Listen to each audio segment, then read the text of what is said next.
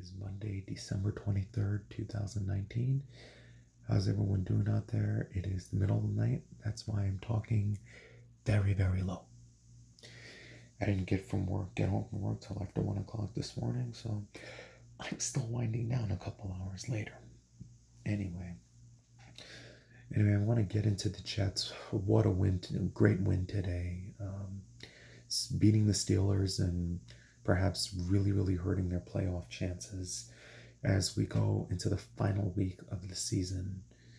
The Jets are 6-9 right now, and if Buffalo plays their B team, maybe the Jets will get to 7-9. Respectable all things considered. But if you're gonna look back at the 2019 campaign, there's a number of losses. Obviously, the Jets are gonna be kicking themselves about, and us, the fans, the same way. All off season long. It started with the opener against Buffalo. The 16-0 lead, and all of a sudden collapsing, the defense blowing it with the game on the line in the fourth quarter, ended up losing that game by a point.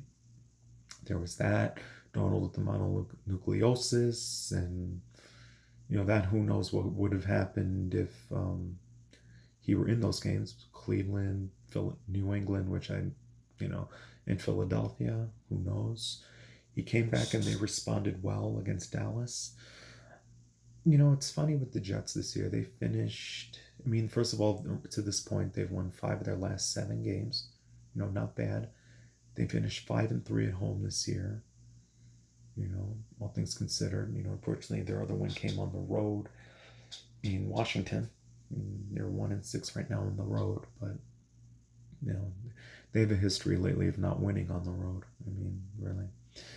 But if you think about it, you're gonna, like I said, you're gonna look back and see how much the Jets are kicking themselves. Like I said, the Buffalo game, the first Miami game, and quite frankly, they didn't even deserve the second one with that pass interference. If that wasn't challengeable. And then of course the Cincinnati game. Cincinnati 1-14, and of course that one win of theirs happened against the Jets. And for the Jets in their history, that is not the first time that a team's only win came against them. It happened to the Colts a while back. I believe it was 91. The Saints back in 1980. It's what happens when you listen to a lot of Joe Benigno. Like I said, a number of things. Who knows? They're 6-9. Maybe they could be in the thick of the playoff hunt. And like I said, who knows? The other thing that counted, even if they beat Cincinnati and got to this point, the thing that was going to count against them was their conference record is weak, considering 3 of their 6 wins came against the NFC. So conference record means a lot, when it comes to things, and that's something the Jets are weak in. I believe now they are 3-8 against the AFC as a whole. So again, but I notice how motivated the Jets have been, especially at the home games where the visiting teams have taken over, have been, majority of the visiting team. New England, close in geography as they are, plus the bandwagon, they were going to invade MetLife easily. Even Cleveland had a decent amount of contingent when they came there in the second week. But you know what though? The Jets were rather motivated when they see all those fans. If you think about it, the Dallas game, the Raiders game, today with the the Steelers, the Giant game, don't forget that. You notice all 4 of those games, the Jets won all of those games. And, they admitted because it pissed them off to see a lot of fans of the other team. They destroyed the Raiders. They won today over the Steelers by 6 points, And another thing I've noticed with these close games that the Jets have had, first of all, a number of their losses most of the losses have been, by 14 or more. They're pretty much not been in the game. If you look at the Baltimore game where they lost by 21 points, it was expected that they were going to lose. For the first 2.5 quarters of that game, the Jets actually hung in there pretty all right. The problem was in that game, they weren't able to finish drives. And that is what hurt the Jets in that game. So, but they were not. They'd have to step toe to toe with the Ravens, and right now, I mean, who's going to do so? The way Lamar Jackson is just crazy. But something else I noticed that's different with the Jets this year, for everything that has gone on. I mean, with Rex and subsequently with Todd Bowles, I've noticed something with the Jets this year. Today was an example. The defense has learned to shut the game down with the game on the line, if you think about it. I mean, think about the Dallas game. The Jets were ahead 18 points and they almost blew it. And luckily they stopped Dallas on a 2-point conversion. Jamal Adams going after Dak Prescott there made the pass fall incomplete on the 2-point. The defense got the stop with the game on the line. They had the Giant game. They won that game by 7 points. I mean, the Giants were deep in their own end anyway when they attempted to tie the game, but still, defense got it done. 7-point Jet win. I really can't count the second Miami game since the Jets won by a field goal at the final gun. So I really can't count that. You look at today against the Steelers. The Steelers were driving to perhaps win the game, and they nearly did if Marcus May did not deflect the pass. The receiver nearly caught the ball, and May at the last split second knocked it away. I mean, credit to him. The defense stopping it with the game on the line. Credit to the Jets. I mean, all else, they blew Oakland out. They blew out the Redskins. So again, you can't.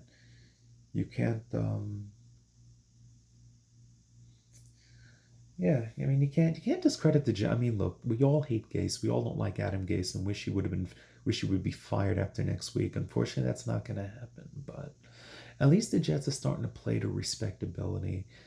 And honestly, if you think about it, they're an offensive line, a couple of receivers, a secondary which has played well, all things considered, who's back there outside of Jamal Adams.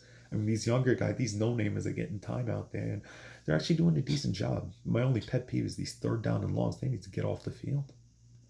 But, though these young guys have pretty stepped up, and these guys are playing for Greg Williams. They really, really are. Like I said, if I had to replace Gase, Greg Williams is the guy, hands down. He turned Cleveland around last year, but if you think about it, they are playing hard. The Jets, they really, really are. It's just, we get so frustrated after these losses. And again, some of these losses this year were pretty damning. None other than the Cincinnati game. Sometimes the Jets go into these games ahead of themselves, thinking, they're going to be like, oh, this is cake. In Cincinnati, they look like they didn't even show up. They didn't even look like they showed up to Cincinnati. That game pretty much ended any hope of trying to make the postseason. I mean, if you think about it. I mean, like I said, a couple of those games, the Jets should right now be in contention, if not sitting in the 6th seed right now. If you think about it. We didn't know in week 1 that the Bills were going to be what they are now. We didn't know that. But again, you never know.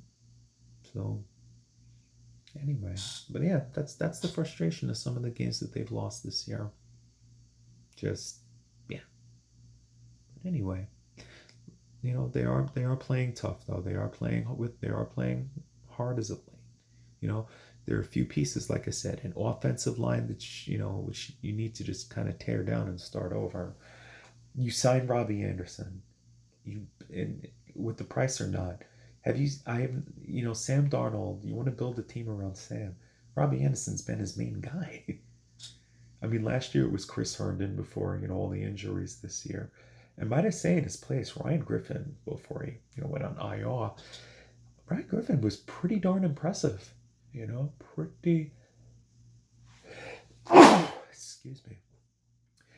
Was pretty darn impressive, before he went down on IR. But Anderson's been the man. Anderson's been the guy with his top speed. He's played with a little more urgency. He's been over the middle. Jamison Crowder. How about him in the slot? He's been impressive. I say you keep Anderson, you keep Crowder. Outside of that, it's all fair game. outside of that, I mean, Braxton Berrios has had one shining moment that was in the Raider game. Uh, Vincent Smith has been, involved here and there, but like I said, Sam, Anderson, Crowder, those are your pieces. You know, your main pieces, and then of course tight end involvement. Because in the past years, the Jets really didn't have much of tight end involvement.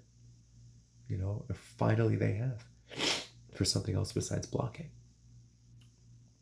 Yeah. So, question is Le'Veon Bell. I mean, will he have a better offense if he's back next year? Because I mean, I know he's not a Gase guy, which I have a bad feeling they're going to let Le'Veon Bell go.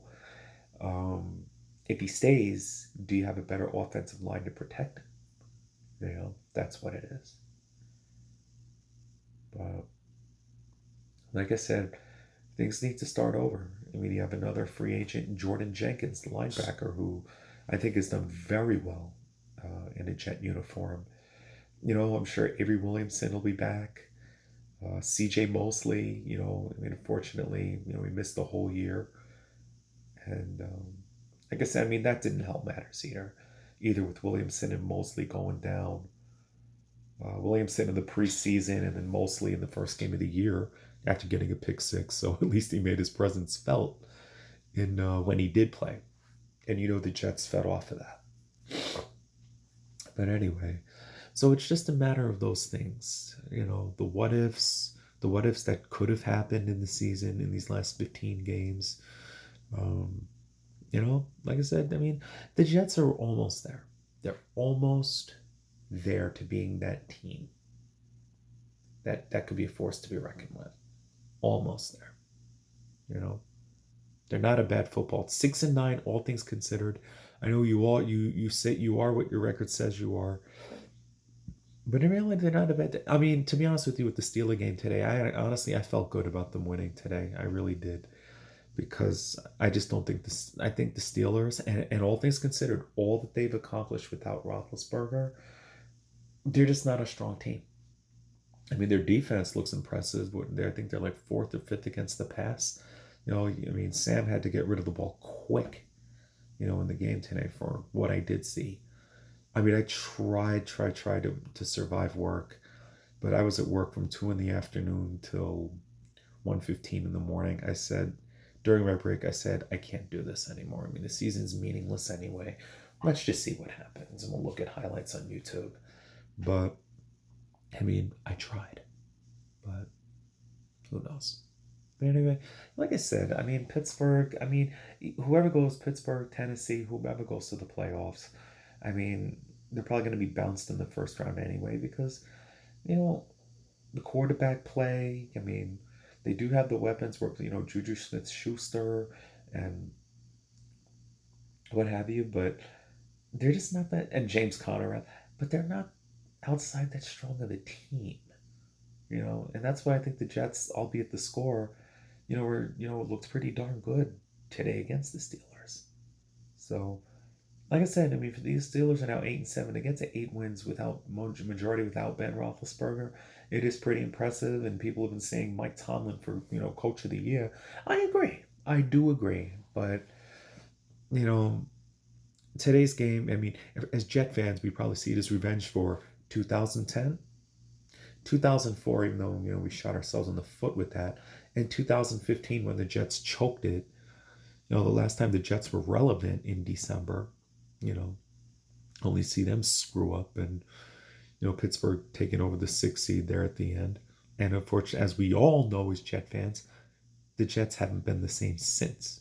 However, this is their most wins in a year since then, with Tom Bowles 5-5-4 ever since 2016. So at least we're getting somewhere, at least. But anyway, that being said, I am heading off to bed. It's late. It's very late. And I got to be back again at work tomorrow, same time. So I need sleep before my kids take it away.